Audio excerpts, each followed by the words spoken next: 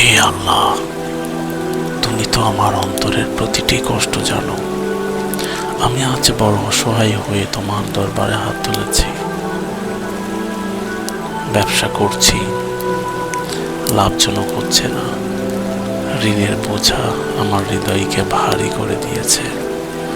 মানুষের কাছে আমি অনেক কিছু লুকাতে পারি, কিন্তু তোমার কাছে কিছুই গোপন নয়।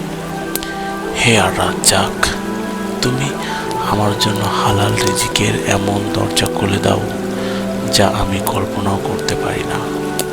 আমার ব্যবসায় বরকত দাও, বিক্রিতে বরকত দাও।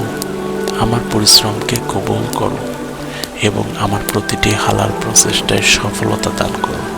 হে আল্লাহ, ঋণের বোঝা থেকে আমাকে মুক্তি দাও। যাদের কাছে আমি ঋণী, তাদের হক আদায় করার তৌফিক দাও।